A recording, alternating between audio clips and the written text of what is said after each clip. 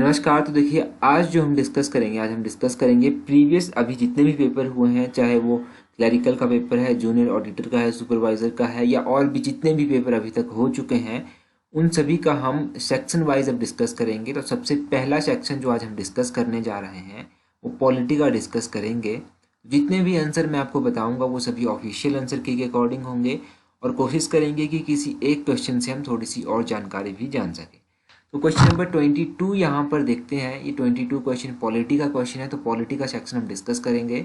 Which is not fundamental right in Indian constitution, तो कौन सा भारतीय संविधान का मूलभूत अधिकार नहीं है।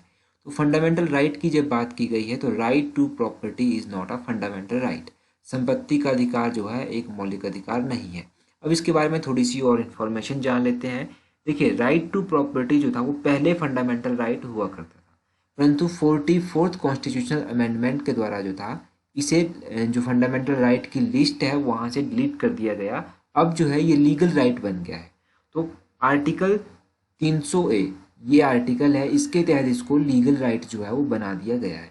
अब कई बार पूछ लिया जाता है कि फंडामेंटल जो राइट टू प्रॉपर्टी है वो किस तरह का राइट है, तो it is a legal right. और ये मैंने आपको बता दिया कि कौन सा आर्टिकल है, ये भी आप याद रखिएगा। बाकी एक चीज़ आप कमेंट करके बता दीजिए कि इंडियन कॉन्स्टिट्यूशन में total number of fundamental right कितने हैं। ये बिल्कुल इजी क्वेश्चन है। क्वेश्चन नंबर 23 देखते हैं। First leader of opposition in Lok Sabha was, तो लोकसभा के पहले लीडर ऑफ अपोजिशन कौन थे। लीडर ऑफ अपोजिशन जब आपसे पूछा गया है तो इस क्वेश्चन में आप एक एलिमिनेशन टेक्निक जो है वो इस्तेमाल कर सकते हैं।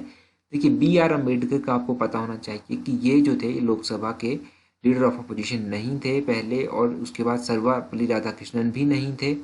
वल्लभ भाई पटेल का आपको पता है ये भी नहीं थे। तो एक ऑप्शन हमारे पास बच जाता है, ऑप्शन बी, गोपालन। तो गोपालन ऑप्शन बी जो है वो सही आंसर है।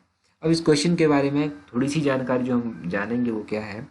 वल्लभ भाई पटेल के बारे में क्वेश्चन पूछा जाता है कि पहले जो वाइस प्राइम मिनिस्टर थे इंडिया के वो कौन थे। तो वाइस प्राइम मिनिस्टर पहले जो थे वो थे वल्लभ भाई पटेल। प्राइम मिनिस्टर तो आपको पता है कौन थे, प्राइम मिनिस्टर तो जवाहरलाल नेहरू थे। वाइस प्रेसिडेंट वल्लभ भाई पटेल थे। तो ये क्वेश्चन अभी तक पूछे जा चुके हैं। नेक्स्ट क्वेश्चन देखते हैं। नेक्स्ट क्वेश्चन है the largest committee of parliament of India is, तो भारतीय संसद की सबसे बड़ी समिति जो है वो कौन सी है। तो इंडियन पार्लियामेंट की सबसे बड़ी जो समिति है वो कौन सी है, वो है एस्टिमेट कमेटी। क्वेश्चन नंबर 24 का ऑप्शन बी जो है वो सही आंसर है। तो एस्टिमेट कमेटी तो इसका सही आंसर है, परंतु एस्टिमेट कमेटी के बारे में थोड़ी सी इन्फॉर्मेशन हमें पता होनी चाहिए कि आखिरकार ये एस्टिमेट कमेटी बनी कब थी, पहले तो हम यही जान लेते हैं। तो एस्टिमेट कमेटी जो था इसको सेटअप किया गया था 1921 में। ये तो आपको पता चल गया कि कब इसे सेटअप किया गया, 1921 में किया गया। अब इसमें टोटल नंबर ऑफ मेंबर कितने होते हैं, सदस्य कितने होते हैं इसके, तो 30 सदस्य जो हैं इसके होते हैं। और कितने लोकसभा से होते हैं, कितने राज्यसभा से होते हैं। यहाँ पर जानने की जो बात ये है वो ये है कि राज्यसभा से इस कमेटी में सदस्य नहीं होते हैं। इस कमेटी में जो 30 के 30 सदस्य हैं वो सभी जो हैं वो लोकसभा से ही होते हैं। और चेयरमैन जो है इसके चेयरमैन जो है वो किसके द्वारा अपॉइंट किए जाते हैं इस कमेटी के chairman of estimate committee is appointed by speaker of the Lok Sabha. और जो भी रूलिंग पार्टी के सदस्य होते हैं उन्हीं में से स्पीकर जो है किसी को चुनता है। क्वेश्चन नंबर 25 है the principal bench of high court of Madhya Pradesh is located in, तो मध्य प्रदेश का जो उच्च न्यायालय है उसकी मुख्य बेंच कहाँ स्थित है। जबलपुर, ऑप्शन बी जो है वो सही आंसर है। अब हाई कोर्ट के बारे में क्या क्या क्वेश्चन अभी तक पूछे गए हैं और यहाँ से क्या क्वेश्चन हम जान सकते हैं। मध्य प्रदेश का जो हाई कोर्ट था वो 1956 में एस्टेब्लाइज किया गया था। और जबलपुर में तो इसकी मेन सीट आ गई कि कहाँ पर ये मुख्य बेंच इसकी बैठती है। इसके अलावा इसकी ब्रांचेस भी हैं। इसकी ब्रांचेस जो हैं वो ग्वालियर और इंदौर में स्थित है। तो ये हो गया इसके बारे में हाई कोर्ट ऑफ मध्य प्रदेश के बारे में। अब हिमाचल प्रदेश हाई कोर्ट की बात कर लेते हैं। हिमाचल प्रदेश हाई कोर्ट की स्थापना 1971 में हुई थी और इसकी जो सीट है मेन बेंच बैठती है वो शिमला में बैठती है। अब बॉम्बे हाई कोर्ट कब बना था, कलकत्ता हाई कोर्ट कब बना था और मद्रास हाई कोर्ट कब बना था। वो तीनों के तीनों जो थे वो 1862 में एस्टेब्लाइज किए गए थे।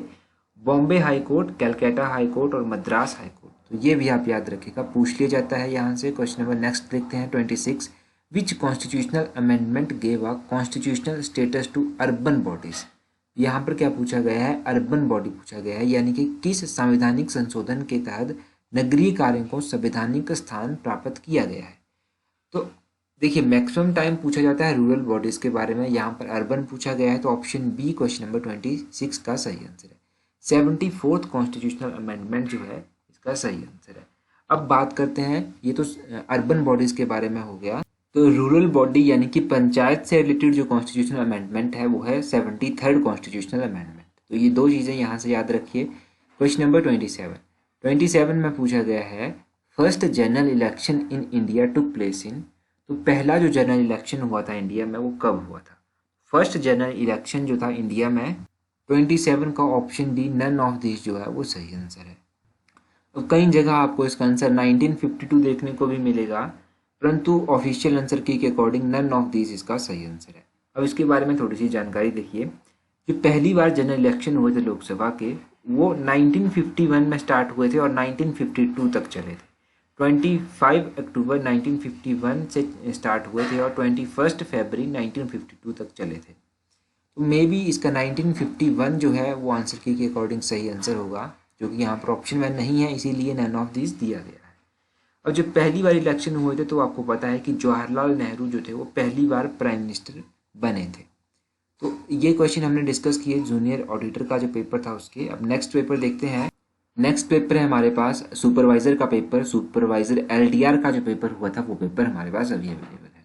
151 क्वेश्चन है पॉलिटी का, इसमें पूछा गया है the minimum age to become vice president of India is, Bharat का उपराष्ट्रपति बनने के लिए जो मिनिमम एज रखी गई है वो क्या रखी गई है, तो वो रखी गई है 35 ईयर्स, 35 वर्ष। ऑप्शन सी जो है वो सही आंसर है। अब 35 वर्ष तो यहाँ पर रखी गई है वाइस प्रेसिडेंट ऑफ इंडिया के लिए। वाइस प्रेसिडेंट ऑफ इंडिया के लिए आपको पता होना चाहिए कि कौन कौन जो है वाइस प्रेसिडेंट ऑफ इंडिया के जो इलेक्शन होते हैं उनमें पार्टिसिपेट करता है। देखिए जितने भी इलेक्टेड मेंबर होते हैं और नॉमिनेटेड मेंबर होते हैं both the houses of parliament, वो मतलब लोकसभा और राज्यसभा के इलेक्टेड मेंबर भी इसमें पार्टिसिपेट करते हैं और जो नॉमिनेटेड मेंबर होते हैं वो भी इसमें पार्टिसिपेट करते हैं। और यहाँ पर जो है वो स्टेट लेजिस्लेटिव असेंबली के जो मेंबर्स होते हैं जैसे हमारे एमएलए होते हैं वो लोग वाइस प्रेसिडेंट के इलेक्शन में पार्टिसिपेट नहीं करते। तो लोकसभा के सदस्य, राज्यसभा के जितने भी सदस्य हैं वो सभी इसमें पार्टिसिपेट करेंगे, बाकी कोई भी इसमें पार्टिसिपेट नहीं करेगा। एक और बात आप यहाँ से याद रखिएगा कि प्रेसिडेंट के जो इलेक्शन होते हैं उनमें सिर्फ क्या होता है, इलेक्टेड मेंबर जो है वो लोकसभा और राज्यसभा के पार्टिसिपेट करते हैं और मेंबर ऑफ लेजिस्लेटिव असेंबली जो होते हैं स्टेट लेजिस्लेटिव असेंबली वो भी उसमें पार्टिसिपेट करते हैं, परंतु वाइस प्रेसिडेंट में ऐसा नहीं होता है। अच्छा आप लोग यहाँ से कमेंट करके बता दीजिए कि अगला सेक्शन हम कौन सा डिस्कस करें, इससे पॉलिटी के बाद का सेक्शन हम कौन सा डिस्कस करें, ये कमेंट करके जल्दी से बता दीजिएगा। नेक्स्ट क्वेश्चन है the normal term of Lok Sabha is, तो लोकसभा का जो सामान्य कार्यकाल होता है वो कितना होता है। तो लोकसभा का आपको पता है 5 वर्ष इसका सामान्य कार्यकाल होता है। ऑप्शन सी जो है वो सही आंसर है। तो लोकसभा के बारे में कुछ ज़्यादा जानकारी आपको यहाँ से नहीं मिलेगी, इतनी ही जानकारी काफ़ी है कि लोकसभा का जो है वो सामान्य कार्यकाल कितना होता है। हाँ परंतु आप ये जान सकते हैं कि अगर किसी ने लोकसभा के इलेक्शन में खड़े होना हो या फिर पार्टिसिपेट करना हो तो उसकी एज कितनी होनी चाहिए। तो एक लोकसभा के सदस्य की जो एज है 25 ईयर्स रखी गई है और राज्यसभा की बात करें तो राज्यसभा के लिए ये 30 वर्ष है। वाइस प्रेसिडेंट 35 और उसके बाद करें बात राज्यसभा की तो 30 और लोकसभा के लिए 25। ठीक है, तो ये चीज़ें आप याद रखिएगा यहाँ से, और तो कुछ खास यहाँ से नहीं मिलेगा। क्वेश्चन नंबर 153 है who is called guardian of public purse, तो किसे सार्वजनिक धन का अभिभावक कहा जाता है। गार्डियन ऑफ पब्लिक पर्स कहा जाता है कैग को। कैग मतलब controller and auditor general. Controller and auditor general option C जो है इसका सही आंसर है। अब कंट्रोलर एंड ऑडिटर जनरल के बारे में काफ़ी जानकारी आपको मिल जाएगी देखने के लिए। क्या क्या जानकारी आप यहाँ से देख सकते हैं। अब पहली जानकारी तो आपको ये पता होनी चाहिए कि इनकी जो रिटायरमेंट एज होती है या फिर कितने टाइम पीरियड के लिए ये ऑफिस को होल्ड करते हैं। तो इनका जो टाइम पीरियड होता है वो होता है या तो ये 6 वर्ष तक ऑफिस में रहेंगे या फिर 65 ईयर्स की एज तक ये ऑफिस में रहेंगे। ठीक है, तो ये 2 कंडीशनें हैं, इनमें से जो भी पहले फुलफिल हो जाएगी उसको माना जाएगा। अगर 6 साल हो गए तो उसको माना जाएगा, अगर 65 ईयर्स के ये हो गए तो उसको पहले माना जाएगा। अब बात करते हैं कि कैग को अपॉइंट कौन करता है। तो कैग को जो है वो अपॉइंट किया जाता है प्रेसिडेंट ऑफ इंडिया के द्वारा कौन सा आर्टिकल जो है वो कैग से डील करता है? तो इंडियन कॉन्स्टिट्यूशन का आर्टिकल 148, ये याद रखिएगा, 148 आर्टिकल जो है वो डील करता है कैग से। तो ये सब कुछ कैग के बारे में आपको पता होना चाहिए। अच्छा, यहाँ से एक और बात, जल्दी से चैनल को सब्सक्राइब कर दीजिए अगर अभी तक आपने चैनल को सब्सक्राइब नहीं किया है, और वीडियो को शेयर जरूर किया कीजिए अगर वीडियो आपको हेल्पफुल लगती है, ताकि इसी तरह से हम आगे भी वीडियोज़ लेकर आते रहें। आप लोगों का रिस्पॉन्स काफ़ी मैटर करता है। Question number 154, national human right commission is, तो ये किस तरह की एक बॉडी है? और काफ़ी कॉमन क्वेश्चन है और कई बार एग्जाम में पूछा भी जाता है। राष्ट्रीय मानव अधिकार जो है वो किस तरह का एक बॉडी है, किस तरह का है? ये स्टैच्यूरी बॉडी है। ऑप्शन बी जो है वो सही आंसर है। तो मैक्सिमम टाइम इसमें कॉन्स्टिट्यूशनल बॉडी कर आ जाते हैं। तो नेशनल ह्यूमन राइट जो है वो एक स्टैच्यूरी बॉडी है। तो स्टैच्यूरी बॉडी की लिस्ट में क्या क्या आता है ये मैं आपको बता देता हूँ। स्टैच्यूरी बॉडी की लिस्ट में आता है, पहला तो हो गया नेशनल ह्यूमन राइट कमीशन, ये आता है स्टैच्यूरी बॉडी की लिस्ट में। उसके बाद नेशनल कमीशन फॉर वुमेन जो है वो भी स्टैच्यूरी बॉडी की लिस्ट में आता है। नेशनल लॉ कमीशन जो है वो भी स्टैच्यूरी बॉडी में आता है। नेशनल ग्रीन ट्रिब्यूनल जिसको NGT कहा जाता है, ये भी स्टैच्यूरी बॉडी के लिस्ट में आता है। और भी काफ़ी चीज़ें हैं जो स्टैच्यूरी बॉडी की लिस्ट में आती हैं, परंतु इंपॉर्टेंट चीज़ें मैंने आपको यहाँ से बताई। स्टैच्यूरी बॉडी का मतलब होता है कि ऐसी बॉडी जिसको पार्लियामेंट के द्वारा सेटअप किया जाता है, तो वो स्टैच्यूरी बॉडी होती है। ये नॉन कॉन्स्टिट्यूशनल बॉडी भी होती है। तो ये आप स्टैच्यूरी बॉडी के बारे में याद रखिएगा। नेक्स्ट पेपर है हमारे पास जूनियर स्किल स्टेनोग्राफर का, इसका पोस्ट कोड था 764 इसका पोस्ट कोड था। तो चलिए क्वेश्चन नंबर 107 पॉलिटी का है सबसे पहला, इस क्वेश्चन को देखते हैं। तो क्वेश्चन नंबर 107 में कहा गया है, who was the chairman of union public committee constituted by the constitute assembly? संविधान सभा द्वारा निर्मित यूनियन पावर कमेटी के अध्यक्ष कौन थे? तो ये जो यूनियन पावर कमेटी थी इसके अध्यक्ष थे जवाहरलाल नेहरू। ऑप्शन ए जो है वो सही आंसर है। अब कुछ कमेटीज ऐसी हैं जिनके चेयरमैन कौन थे ये आपको पता होना चाहिए। एक तो आपने ये जाना कि यूनियन पावर कमेटी के कौन थे। उसके बाद दूसरे नंबर पर जो कमेटी आती है वो आती है यूनियन कॉन्स्टिट्यूशन कमेटी। तो यूनियन कॉन्स्टिट्यूशन कमेटी के भी जवाहरलाल नेहरू ही थे। उसके बाद आती है ड्राफ्टिंग कमेटी के डॉक्टर BR अम्बेडकर थे। उसके बाद आती है स्टीयरिंग कमेटी, तो स्टीयरिंग कमेटी के डॉक्टर राजेंद्र प्रसाद थे। ये आप याद रखिएगा कौन कौन सी कमेटी हैं, कौन कौन से इनके मेंबर हैं। क्वेश्चन नंबर 108 में पूछा गया है, India has borrowed directive principle of state policy from which country? तो directive principle of state policy हमने कहाँ से बोरो किया है? तो ये बोरो किया गया है आयरलैंड से। ऑप्शन डी जो है वो सही आंसर है। अब डायरेक्टिव प्रिंसिपल तो आयरलैंड से जो है हमने अडॉप्ट किया है। आयरलैंड से और क्या क्या चीज़ें अडॉप्ट की गई हैं? एक तो directive principle of state policy हो गया, nomination of member of Rajya Sabha हो गया, method of election of president हो गया। मतलब राज्यसभा में जो नॉमिनेटेड मेंबर हम चुनते हैं उन मेंबर्स को भी हमने कहाँ से बोरो किया है? आयरलैंड से ही बोरो किया है। और जो इलेक्शन ऑफ प्रेसिडेंट है, प्रेसिडेंट के इलेक्शन का मेथड है, वो भी हमने आयरलैंड से बोरो किया है। नेक्स्ट क्वेश्चन देखते हैं।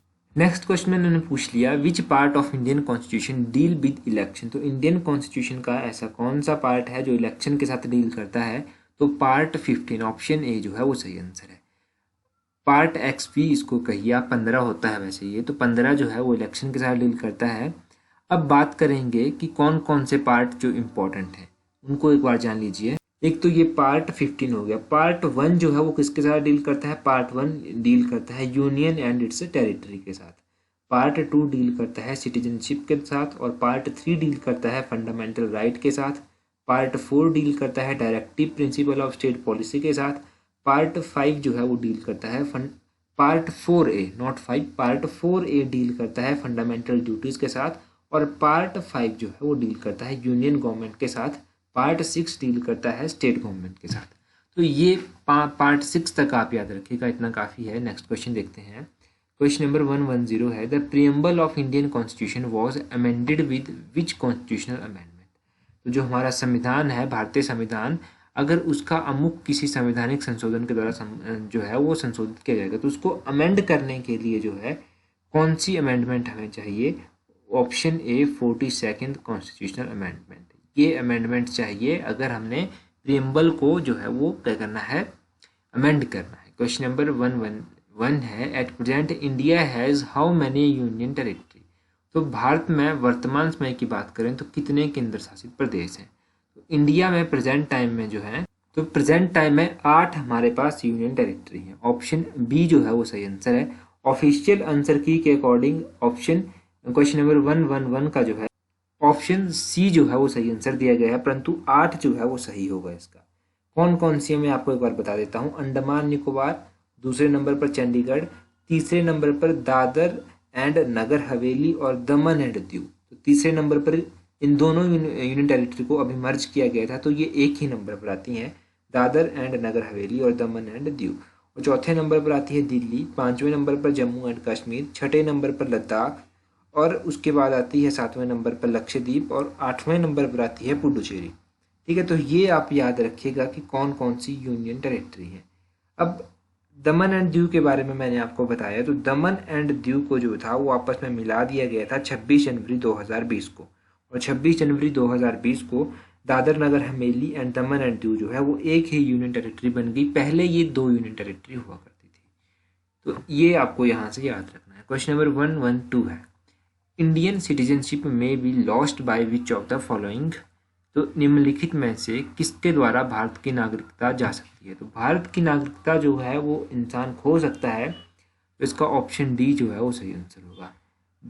परित्याग के द्वारा, वंचन के द्वारा और समाप्ति के द्वारा, तो ये तीनों ही सही आंसर हैं।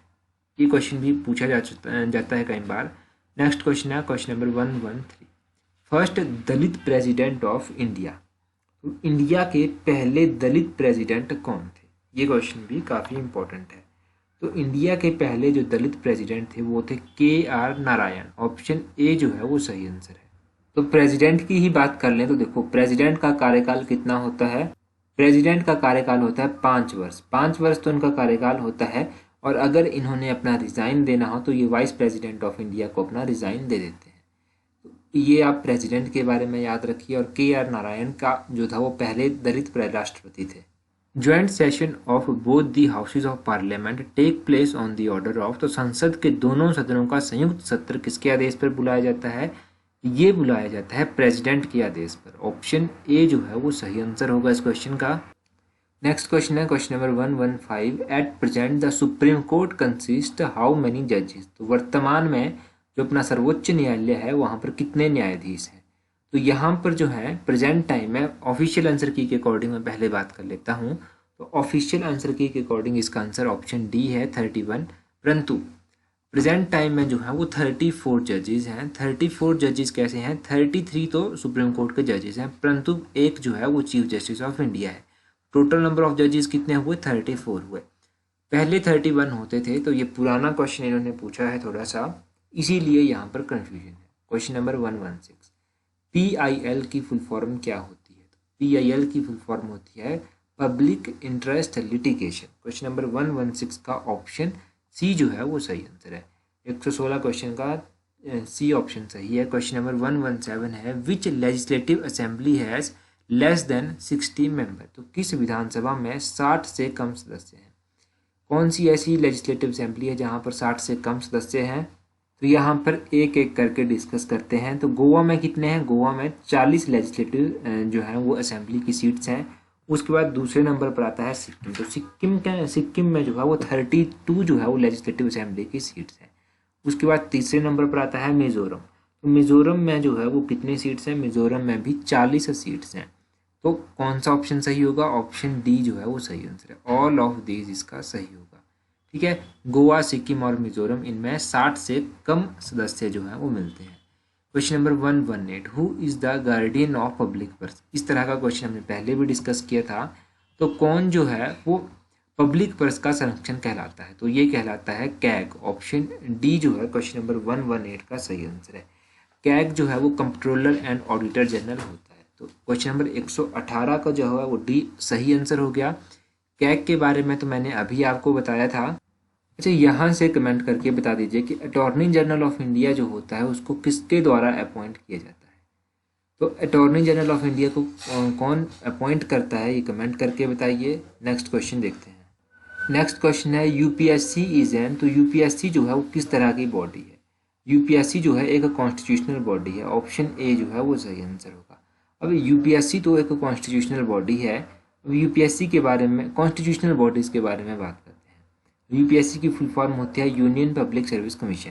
फिर उसके बाद आता है स्टेट पब्लिक सर्विस कमीशन। तो स्टेट पब्लिक सर्विस कमीशन जो है ये भी कॉन्स्टिट्यूशनल ही बॉडी है। उसके बाद बात करेंगे इलेक्शन कमीशन की। तो इलेक्शन कमीशन भी जो है वो कॉन्स्टिट्यूशनल बॉडी है। फाइनेंस कमीशन किस तरह की बॉडी है? तो फाइनेंस कमीशन भी जो है वो कॉन्स्टिट्यूशनल बॉडी है। अच्छा, ये जो हमने यहाँ पर डिस्कस किया था CAG, comptroller and auditor general, ये किस तरह की बॉडी है? तो ये भी कॉन्स्टिट्यूशनल बॉडी है। जो क्वेश्चन मैंने आपसे पूछा अटॉर्नी जनरल ऑफ इंडिया के बारे में, वो किस तरह की बॉडी है? तो वो भी एक कॉन्स्टिट्यूशनल बॉडी है। तो ये कॉन्स्टिट्यूशनल बॉडीज़ हैं, इनके नाम आप याद रखिएगा। नेक्स्ट क्वेश्चन है क्वेश्चन नंबर 120। तो क्वेश्चन नंबर 120 है chairman of national human right commission should be ah. राष्ट्रीय मानव अधिकार आयोग का जो अध्यक्ष है वो किस तरह से होना चाहिए? तो ये अध्यक्ष जो है retired chief justice of India होना चाहिए। ऑप्शन सी जो है वो सही आंसर है, retired chief justice of India. यहाँ से आप ये चीज़ याद रखिएगा, retired chief justice of India should be a chairman of national human right commission. अच्छा, तो ये हमने जूनियर स्किल स्टेनोग्राफर का पेपर भी डिस्कस कर लिया। तो लगभग वीडियो जो है वो 20 मिनट की हो गई है और हमने 3-4 पेपर डिस्कस कर लिए। कुछ और पेपर भी बचते हैं जिनका पॉलिटी का सेक्शन हम नेक्स्ट पार्ट में डिस्कस करेंगे। So that's all for today. Thank you for watching the video.